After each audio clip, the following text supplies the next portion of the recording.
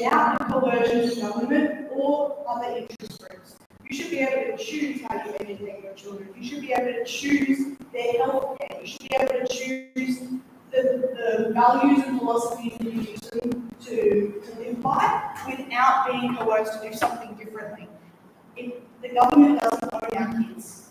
Our kids are given to us to raise well, and that's what we should be doing, and we should stop the government being involved in that process. Thank you.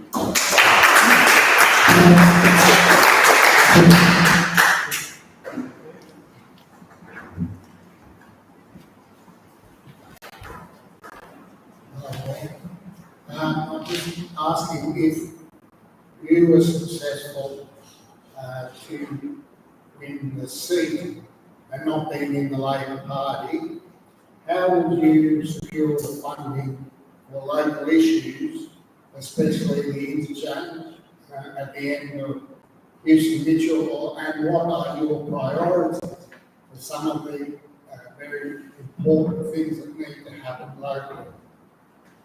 Stuart.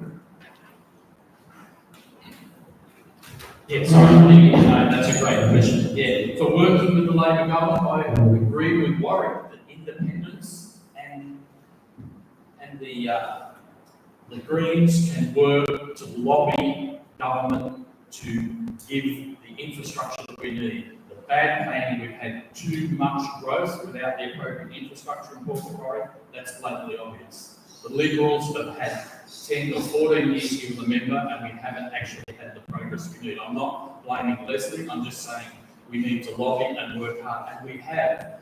Lauren Edwards, through our council, has had the State Roads Minister and the Federal Roads Minister up here to meet. We've got the integrated transport plan, and we're knocking, banging, lobbying, and the cross-bench and the independents in a minority Labor government really can make things happen, and we will, irrespective of whether we become a member or not, even on the game. Thanks. Great.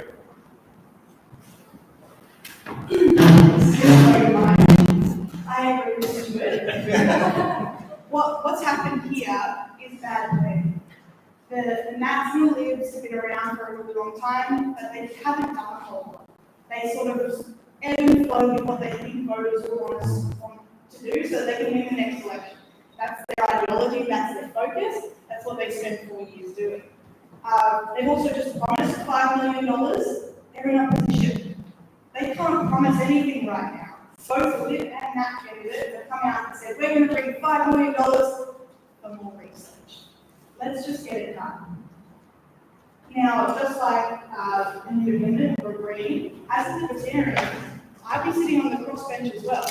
And while Stuart and I have had a backwards and forth tonight, I pride myself on being able to work with anyone, to be able to come to agreements and figure out what's best for our community and get what's best for our community. And the guys are right, a minor party in any way in a government like what we've got currently will get more for this area because they won't win the next election. They want this money here so they can have it back next time. So in terms of who would get that money, could be any one of us, but I'm more than happy to go and stand up for our community the way I stand up for my values. Wow.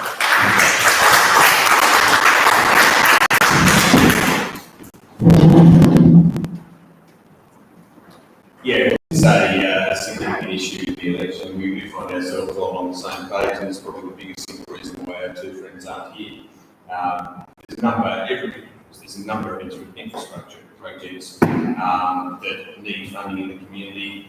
Here, you mentioned the Ghost Road intersection. There's the overpass that needs funding. It's a dangerous intersection. Like I say, some of my stuff. You can't even make a mobile phone call at some of these intersections because there's no mobile phone coverage. That's an accident. No mobile phone coverage. How is that? We should be able to do a lot better than that. Wrights Road is a big example of Port Macquarie. And, you know, as has been said, the Liberal and National parties have had the opportunity to fix these things for many, many years. They haven't. Wrights Road, for example, they're promising $5 million when they get elected. That's a joke. That is a farce in the community. $5 million buys you a study, and they might not be elected for 10 years. But they're saying elect me because we're going to fix Wrights Road. Thanks, Mark.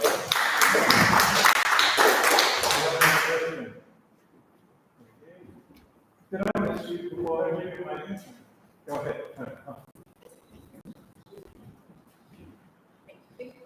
I was wanting to ask about your approach to domestic and family violence and homelessness, because it is a scourge on our society, what's happening.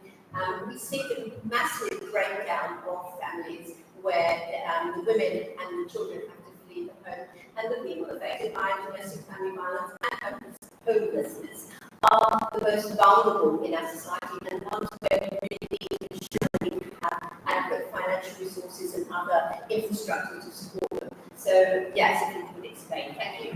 Great. Thank you for the question. This one, from a libertarian point of view, comes back to our financial policy, economic policy. So reducing the amount that the government's going to take out of our pockets so that we can invest in things in our community that need it, like domestic violence resources and like taking care of our people. I think that what happens when you give a community the opportunity to take responsibility for those who are hurting the most, those who are going through the absolute worst time possible, people get to stand up. You get entrepreneurs who come forward and create organisations that allow more people to get involved in helping. I know countless churches in this area that would love more of an opportunity to invest in taking care of people who are in the worst times of their life, but the general population lose money more and more. Some people lose 50% of their wage in taxes, where they could be allocating that. We could allocate that to making sure that we take care of our communities better, and that's what I would suggest as a solution. Clark.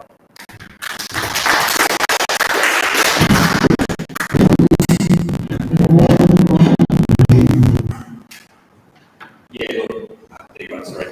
Massive problem and an underestimated problem, and a problem that is incredibly complex to solve at the highest level you want to resolve. My wife's sitting right there, she works in the domestic violence area, and we talk about this stuff a lot. At the first step, it's a massive failure of government. Government should be looking after the most vulnerable in the community, and this is a failure. Second, I agree with some of the stuff that Bree said around it's a failure of, for instance, housing policy. Houses are so expensive, you have people who should not be living together, forced to live together, and sometimes in violent relationships, it's more difficult for people to go to a separate place when they simply can't afford to do so. And that again is another massive failure of government policy. I would like to see a lot more research into intergenerational dysfunction. People that learnt how dysfunctional habits as children need help so that they don't pass on those dysfunctional habits as adults to their children. Thanks, Roy. Thanks for the question, Margaret.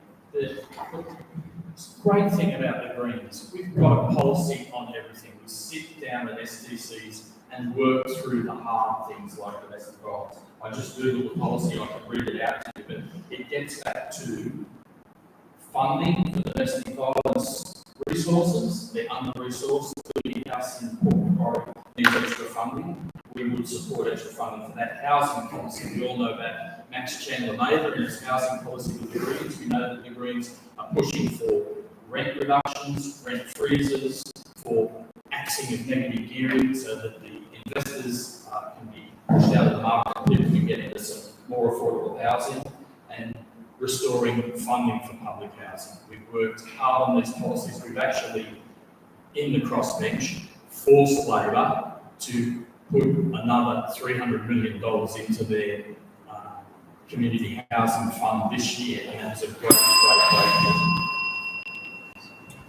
Another question. Mark. Hi guys. My question, do you think that mRNA COVID jabs were safe and effective for the whole population, right through from babies, young people, through to old people, including pregnant women? And if not, was it a huge policy failure by governments and other institutions and businesses, the worst people to get that at the threat of losing their jobs, or the government saying that we won't come out of lockdown until a percentage of people have had that jab. Should there be any redress to bring justice to that situation? Thanks. Do it. I'd like to pass to my GP on this. Yeah, thanks, Mark. Hindsight's a powerful thing. We've all come through COVID. It was a massive, it's one of the biggest things that's happened in my life, a massive pandemic. Let's hope we don't get another pandemic soon. At the time, yes, I took vaccines. I'm still taking vaccines. The scientific reading that I read tells me that millions of people were saved by the vaccines. Let's look at what we can learn from the experience of the COVID pandemic. I would really look to experts, to scientific experts, to get more information on mRNA. I basically did what I thought was best for my family and the community at the time. And I think the governments, some of the governments overstepped. Yeah, for sure, they overstepped their requirements, but they were trying to do the best at the time. I think really they were thinking about saving our population. I really passed to my GP. The Ray, your next thing.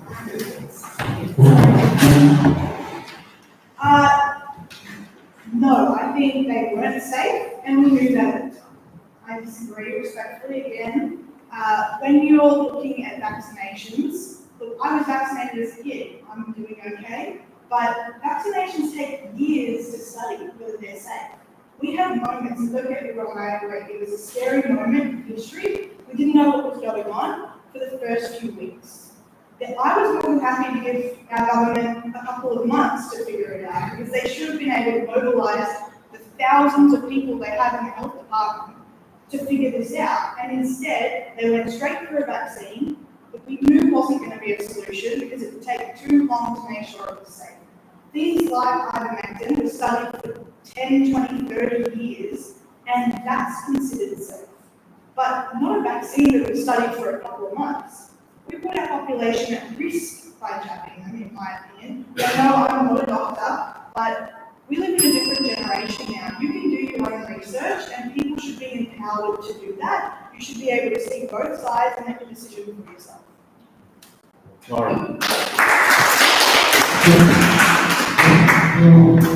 Yeah, obviously, I do spend time thinking about this space, and look, I actually agree with most of what Stu said. I told you it was pretty damn sensible for agreeing.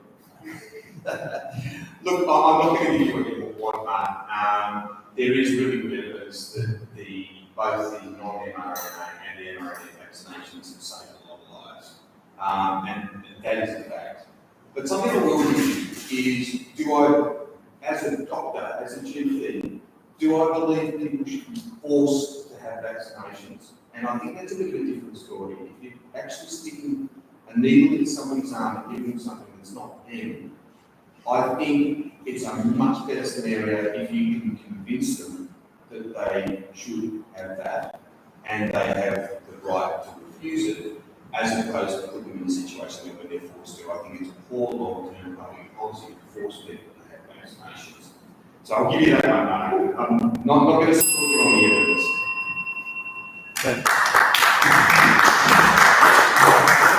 No question? No? Luke?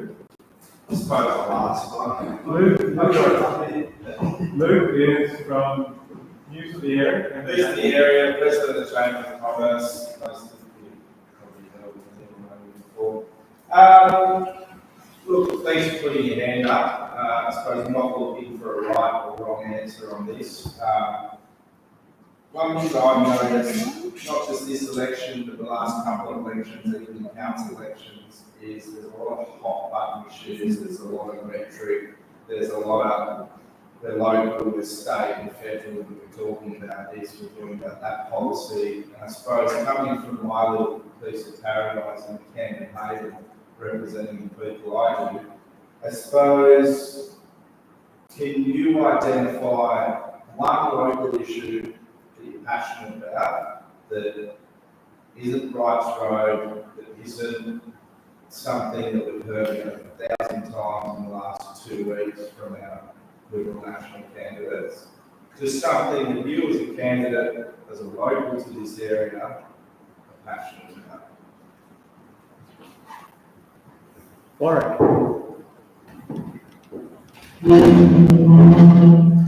Yeah, sure, Luke. At risk of being a bit cliche, I've spent the last 10 years improving medical services in the community, and that is most certainly something I'm passionate about. I think anybody in any particular industry has a level of knowledge about it that other people probably don't, and it always shocks me how little bureaucrats and politicians know about medicine and how, in particular, how to recruit doctors to the area. It's very poorly done. It needs to be done a lot better. Telehealth should play a much bigger role, particularly for specialists in the community.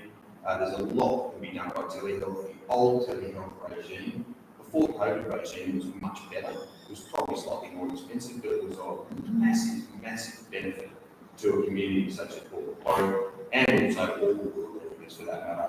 So yes, that's something I am particularly passionate about. I could talk about it for hours and hours and hours. I could talk about it for days from time to time. I wish I could get the opportunity to help improve the provision of medical services in Port Macquarie and its surrounds. Stuart. Great, thanks so much, Paul. Yeah, I'm passionate about energy, being a community, being a renewable energy consultant, and I'll put my hat on for Energy Forever, which I'm the chairperson of.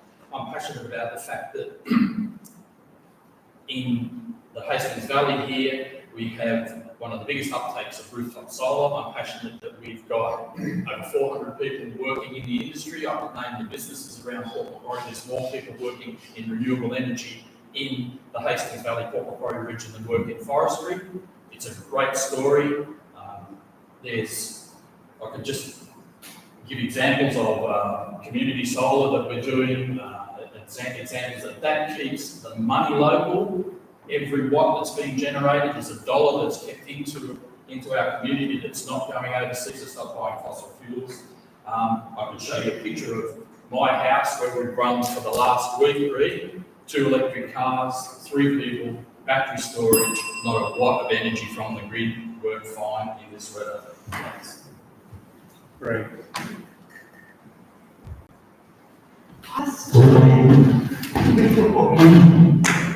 So to your question, Luke, there's a couple of things that I can tell you that I'm passionate about in this local community. I'm a swimming teacher. I'm very passionate about getting our kids water safe in this area. There is so much water around, especially this week, but making sure that they're safe.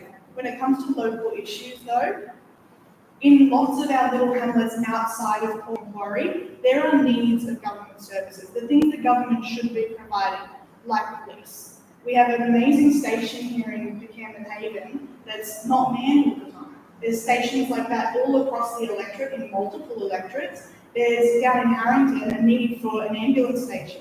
The fact that it takes that long to get from Harrington to Port Macquarie Hospital, or sometimes they go down to Taree because it's quicker, our community deserves better than that. And like my friends here have said, the National Libs have had the opportunity for years. Instead, they focus on little issues that they can touch a lot of people with so that they can get more votes. But we should be doing things for our community that have a broader impact rather than a micromanaging impact.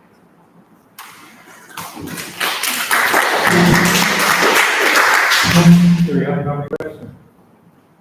If you've already asked one, would you like to ask a second question or a follow-up? No? Luke, do you have another? Okay. Got special questions for the Nats and Libs. Oh, no, I got tough ones. Good mention. That's probably why I'm here. Would the candidates like to ask a question of one of the other candidates? I'll ask some questions. Yeah, well, here comes Ron, the two-point Trump. As an elected official, when it comes to casting your vote, do you cast your vote of your own personal preference or party line as opposed to what your community actually wants you to do? So for us, like, if the Greens have got a policy, they just want to put a windmill in everybody's front yard. Right? That's their policy, so that's what they'll vote for. But the community doesn't want that. Well, he go against his own policy for the safest community who don't want it. And that's for everything, not just who wants to vote for anything. Stuart? Great example, rest assured there's no decent wind resources on the coast, so we're not going to do that, but no, we would have the freedom to go with what the community wants. It's all about working with your community, and it's a lot of the reason I've always had great respect for Leslie Williams. She crossed the floor from Nationals with the Barilaro Koala debacle.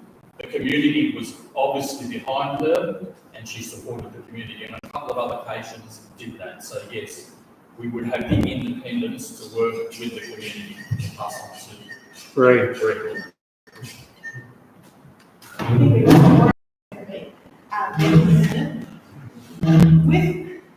the good thing about being part of Libertarians is there is so much that I do agree with. That's why I've chosen to be with Libertarians. But like I told you, like I introduced before, what I'm presenting as an option is I'm putting myself out there in what I believe in.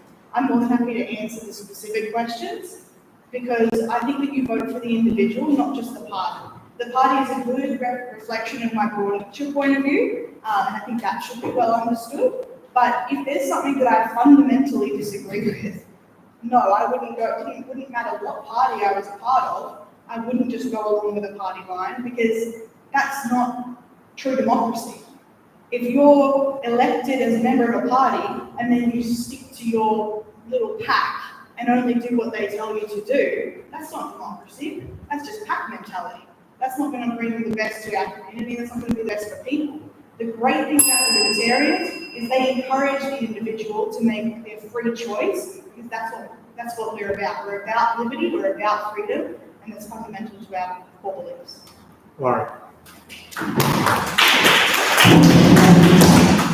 Thanks, Ron. It's an excellent question.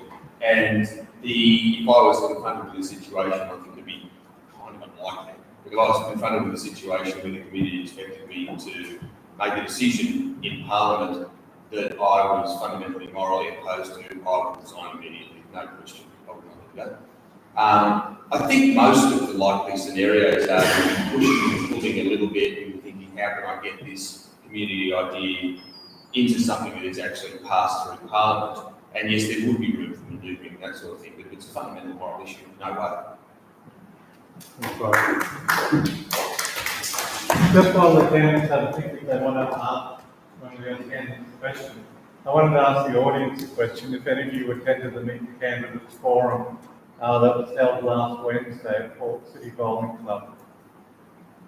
I know these three good people did, and the reason I ask it is because the Hastings Residents Association usually puts on Meet the Candidates Forums. We've done it at the last state election and at the last two council elections. We weren't planning on putting one onto this by-election, and though I've been asked, I heard that another organisation was going to organise a candidates forum last Wednesday morning at the Port City Bowls, advertised it on our Facebook page to send to all those people who've been asked to meet. I knew someone was doing it. I went along and the three good candidates did, and was surprised to see that these three candidates weren't allowed to present to the meeting. They weren't allowed to answer questions at that meeting. Just the Liberal and National candidates were allowed to speak. And then when we got to the question and answer section, Stuart would have asked a good question, a respectful question, and the Liberal candidate gave a very good answer. And then the person who was chairing the meeting said, "No, you're from the Greens, I'm not going to have any other candidates ask questions." So he shut down the candidates asking a question. And then we got to the National Party man, gave his introduction, he answered a question which happened to come from somebody known to Stuart. And then he gave an answer to that question too. And then the man chairing the forum said, "You're associated with a political party, being the Greens, so people associated with other political parties can't ask questions either." And so needless to say, when he then put to the floor, "Does anyone here want to ask a question?" there wasn't anyone raising their hand because it just banned half the audience from asking questions. And as a result of that, I felt it was necessary to put on this forum for the benefit of these three candidates who've shown up to answer questions, make presentations if they've been allowed, and did make the point, even though we have had less than a week to organise this, of asking more than once the Liberal and National candidates to attend. I've not had the courtesy of a reply from the Nationals.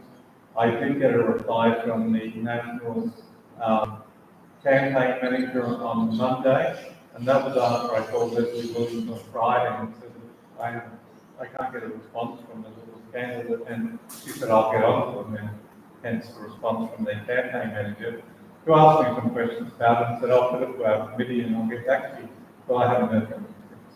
I just want to make that clear because normally we advertise these forums with a bit more time. It hasn't had time to go on the Court News or even into Luke's newspaper. So we didn't expect a good turnout tonight, but what we did expect was to give the candidates who missed out last week an opportunity to present themselves and to answer your questions. And I want to thank them for the respectful way they've treated each other and for the respectful way you as an audience have treated them with your questions. We have very diverse policies among these three candidates, and I was a little bit concerned things might get heated. So thank you all for how well you've conducted yourselves and also to the audience. So before we go to closing remarks, and if there's anyone else with a question, feel free to ask it now. Luke, go ahead. Sorry, that is the easy one. Yep. The time of this by-election is horrible. The cost of it, we don't know. I haven't been able to find out yet. I haven't been following that up. My question would be, if elected, if our community gets behind you and chooses you as our state representative, what are your thoughts on getting out halfway through without serious justification, barring tragic, unforeseeable events? Can we expect you to see through your term, not let the community get behind you, only to pull up stumps 2 years later, and put the community through an expensive and confusing by-election? Great. Short answer for me is yes. If I wouldn't be putting my hand up if I wasn't committed to seeing out the term. I think that it's a bit rich to have run and then there's rumours going around, but it's a bit rich to disappear halfway through the term. I understand there may be some extenuating circumstances there, but when you make a commitment to people, when you ask them to put their faith in you, their trust in you, I think they deserve to be served for at least the full term. Warren. Yeah, absolutely. I make that commitment all the time because I think it is, unfortunately, Leslie's quite popular, but it is a supremely selfish act to do, cause the community by-election only a short while after you were elected, you were put your hand up for a whole full state election. And look, it happens in parliaments. I think it's really arrogant. It is an enormous waste of resources, and it doesn't contribute anything to the community, really. Yeah, great question, and I concur with the other two candidates completely. I have a lot of respect for Leslie, but I thought it was a bit rich, and yes, candidates should stand and go for their full term. I was looking at the handing out at CWA yesterday, and we had Mark right today. Mark Speakman, the leader of the Liberal Party, 2 Liberal MPs, 2 National MPs, the massive amount of work. These people are on the public payroll, irrespective of whether we paid for them to come there. I went away thinking, how much is this costing the constituents? How much better would it be if we were voting for the upper house? We don't vote for the upper house, and quite honestly, I support the Greens. I've got 3 chances of getting elected. I support the Greens to support the other Greens out there, our policies, and the upper house, the great legislators we've got in the upper house. I don't have that opportunity in this election because it's a by-election. So, great question. I'm going to take my careers and how much it costs to get those MPs on. Thank you. Are there any other questions? No? Yeah? Read, go ahead, who you are asking. Both candidates can answer. Yep. I would like to know the gentleman's opinion on whether they support enshrining freedom of speech in New South Wales. Bree, I didn't quite catch it, I'm sorry. I do know this is a- I know. I'd like to know if they would be willing to participate in enshrining freedom of speech in New South Wales legislation. Okay. Is the mic working or not? Yeah, it's working well. Yeah, sure. The idea of freedom of speech, I'd have to learn more about the total legislation, but I'd like to even go further. I like the Greens' approach to honesty in electoral advertising. The fact that dishonest advertising, facts can be put up and politicians have an exemption from the truth. So I'm all about the truth in politics, about truthful statements, about fact-checking politics, politician statements, and freedom of speech. It's another approach to freedom of speech. So there we are. Right.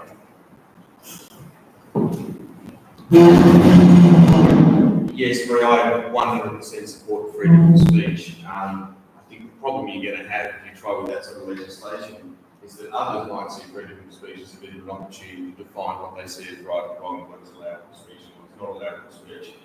And for that reason, I would probably be unlikely to support freedom of speech legislation because it can be abused and may end up actually controlling what people have to say, what they aren't allowed to say. Thank you. Warwick, you have a question for any of your fellow candidates? Or Stuart?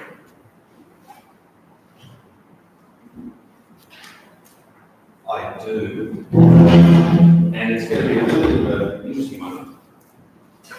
If our friends from the Nationals and the Liberals decided to turn up and show their face, what questions would you ask them?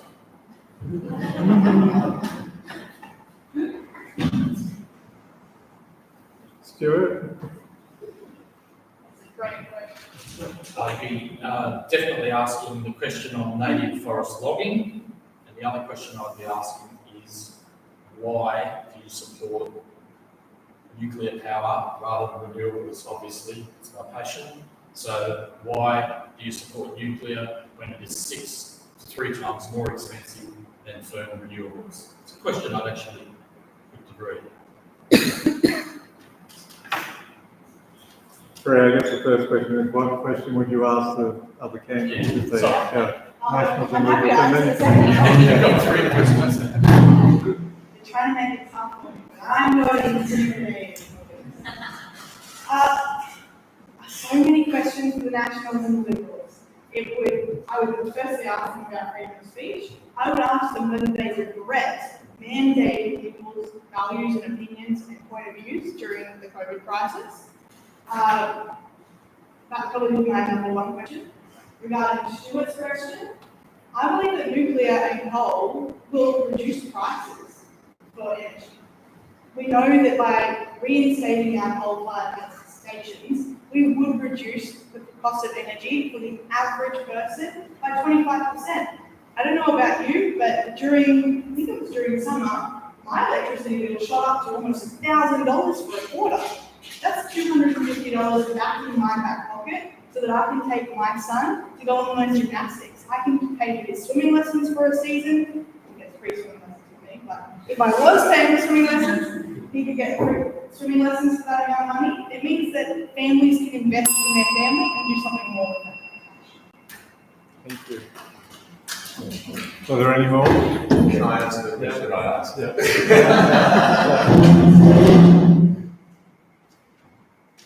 I would be focusing on the promises they're making regarding infrastructure and asking them, why should we believe that they're going to fulfill these promises now when they didn't do them last time they were in power? I might actually ask you a question, if I may. We know that there are considered to be two major parties involved in the selection, and a lot of people think that one of them is likely to win. But they're not likely to win based on the last election results on their primary votes. They're likely to have to go down to preferences. Have any of you considered, or do you have a position on where your preferences will flow, should you not be elected in your own right? Because what people often don't realise when they don't consider voting for so-called minor parties is that their preferences may well determine which of the major candidates actually got across the line. So perhaps, Warwick, could you begin and tell us what your views are on directing preferences should you not be successful? As in where my preferences are going. Yeah. We're just assuming in case you're not elected on primary vote and it goes somewhere else, where would you direct your preferences? Yeah. I think directing preferences is something that needs to be well defined. People I speak to are very much saying, well, explain the New South Wales system because it hasn't been improved over the last few elections, and I don't think it's the same as federally. So now you have a system, it's going to take a while, so I'm sorry. Now you have a good system, I think, in New South Wales where you have optional preferential voting. And I do think that's a very good system.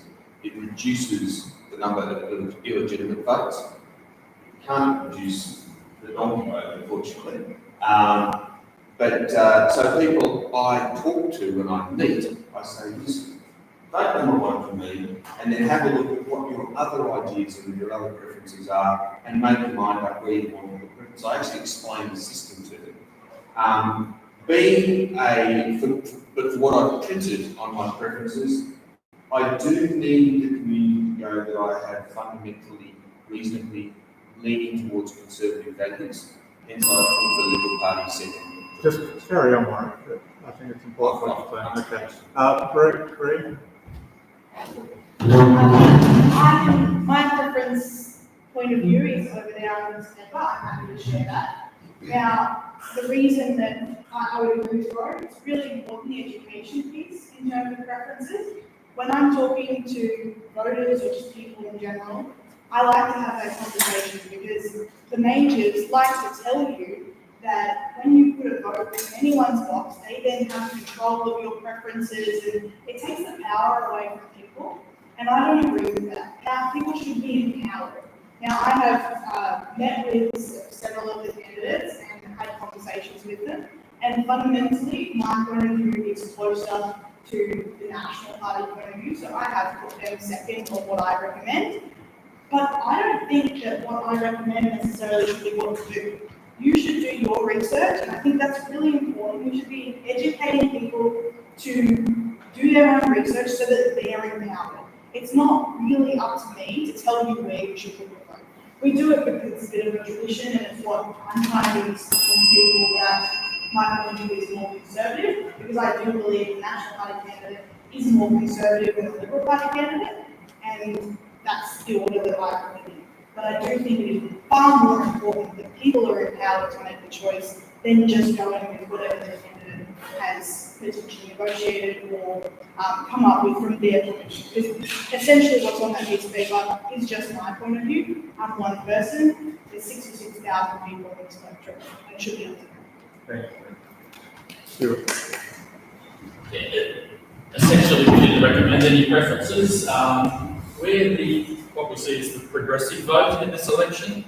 We're the only party that talks about climate change, talks about acting on climate change, that pushes to stop native forest logging, to stop oil and gas exploration, and to expand renewables. So we're not out there on our own as a progressive vote, so we leave the preferences, which are important, up to the voter.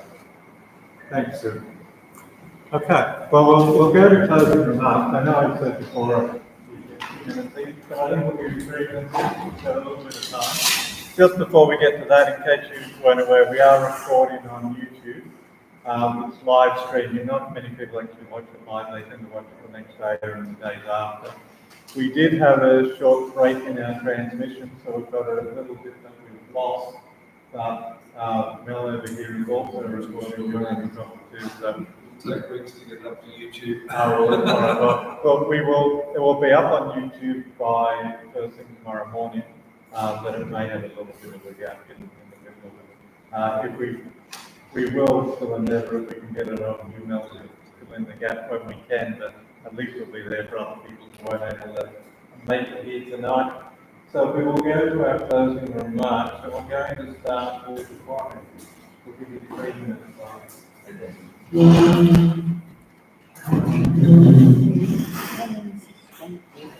Okay, well, I think I've made it clear in my opening remarks that I'm here to actually do whatever I can to get some of the major projects and maybe some of the minor projects done through being independent and negotiate with the state minority government. I think that's an absolutely crucial point. I'm not going to waste time in Parliament.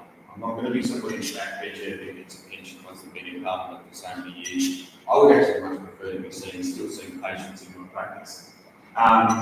In terms of policies that I would like to achieve, there's a number of infrastructure policies. They're not new to anybody. There's a number of road infrastructure policies. We talked about them earlier. The Cooperville overpass, the Ghost Roads, fixing up that intersection, should some work done. It needs lights, better lighting immediately. Wrights Road, obviously everybody's been talking about Wrights Road. The policies, the promises that have been made are just pathetic by the match, and they are meaningless. And I would love to be working very hard in that space. I've talked a little bit about improving the doctor numbers, both specialists and general practitioners in the community, and also increasing services via better telehealth.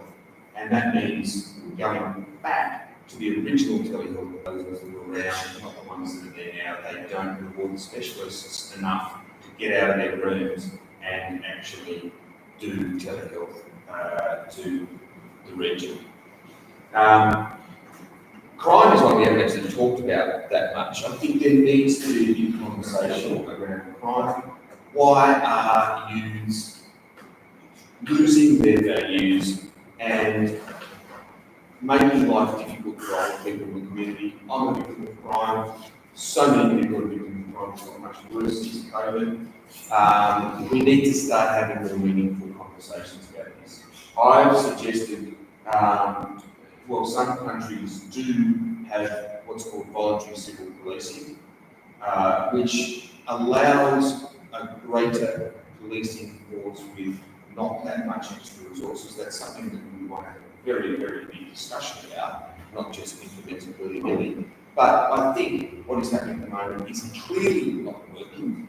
It's clearly getting worse, and the state government has no answers for it. I'd very much like to be involved in policy development there. I use my position as an independent to do that. We've talked a little bit about housing.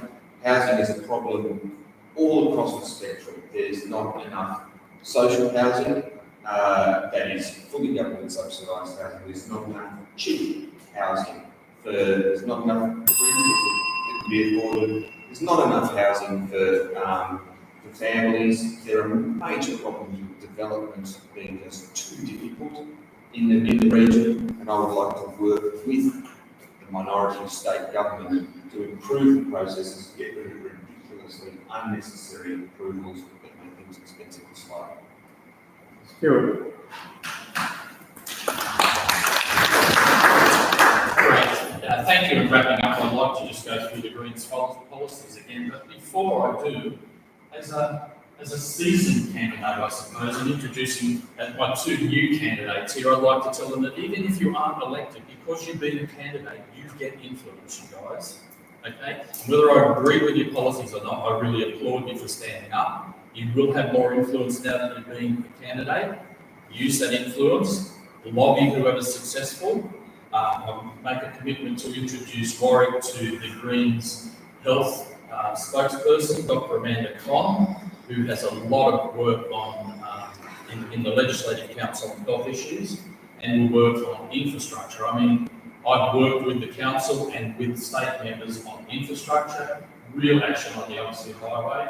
We've got dipping out of the square. We want to have ride hubs, so we want to have park and ride hubs. We want to improve active transport, so infrastructure with proper road paths and cycleways.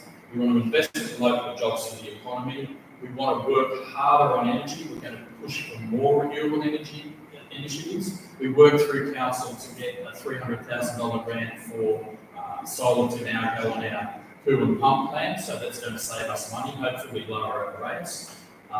We particularly want to have access for affordable energy for renters, for low-income households, for single mums, for apartment residents facing barriers of installing rooftop solar. We want to make rooftop solar more affordable. We've already worked with community batteries. We've got 7 community batteries going in Port Macquarie already. I believe that the Greens are going to be influencing that happening in Port Macquarie.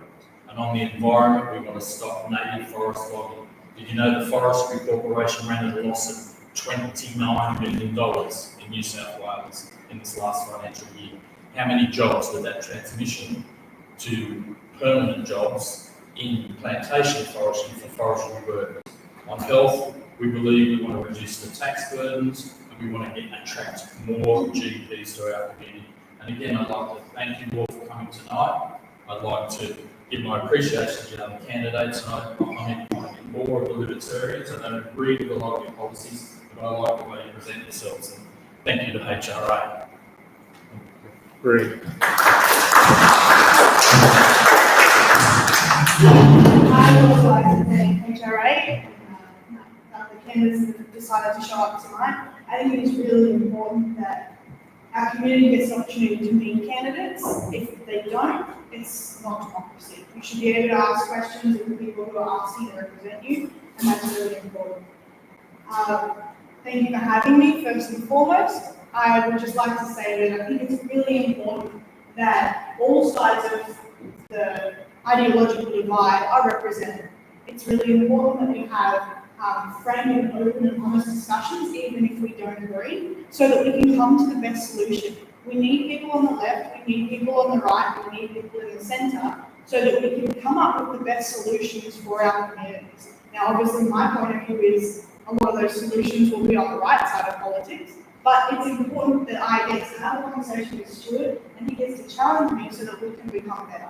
So thank you for that, Stuart. I really appreciate it, and I appreciate your comments to me as well. It's very kind. If I was to be elected, I would stand up for free speech. I would reintroduce the Free Speech Act that John Ruddock tried to put through, because I think it's important to democracy that we can say what we want, even if it offends someone. You can, if I say something that you don't like, you can shake it off, water off a duck's back. You can say something that I don't like, and I can do the same. That's what creates a mature society, and a society that can do more for its people, rather than sitting in a corner and crying because you don't like what someone else said. So that's something that's really important to me, so that we can have a society that's functional, so that we can raise our kids, so that we can have fathers in the home, so that we can do things that contribute to society, rather than just talk about them, which is what I do think the Libs and the Nats have been doing for quite some time. It's time for some change.